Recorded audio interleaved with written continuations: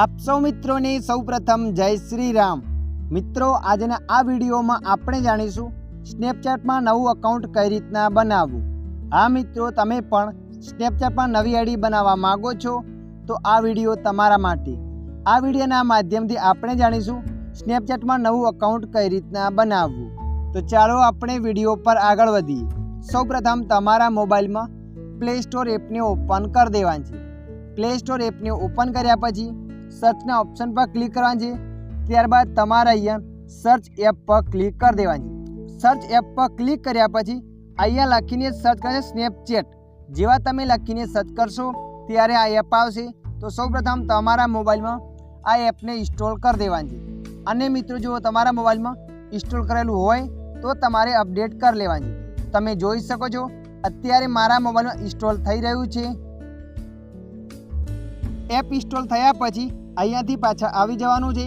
પાછા આવ્યા પછી તમારા મોબાઈલ સ્નેપચેટ એપને ઓપન કરી દેવાની છે। જેવા તમે એપને ઓપન કરશો એટલે મિત્રો જોઈ શકો છો આગળ આવું પેજ આવશે।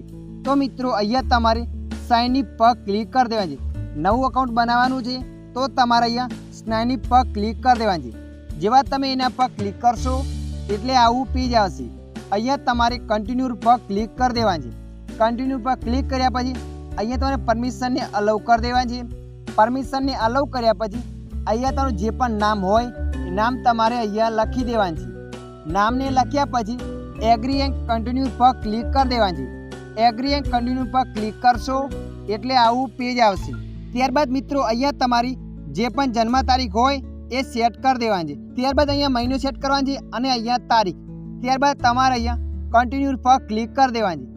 કન્ટિન્યુ પર ક્લિક કર્યા પછી અહીંયા તમારું યુઝરનેમ બતાવશે। ચેન્જ કરવું હોય તો તમારે અહીંયા ચેન્જ માય યુઝરનેમ પર ક્લિક કરીને ચેન્જ કરી શકો છો।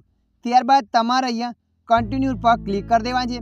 અહીંયા તમારે એક નવો પાસવર્ડ બનાવી દેવાનો, જે પણ પાસવર્ડ બનાવવા માગો છો એ। તો મિત્રો આપણે અહીંયા પાસવર્ડ બનાવી લઈએ છીએ। પાસવર્ડને બનાવ્યા પછી કન્ટિન્યુ પર ક્લિક કરવાની છે।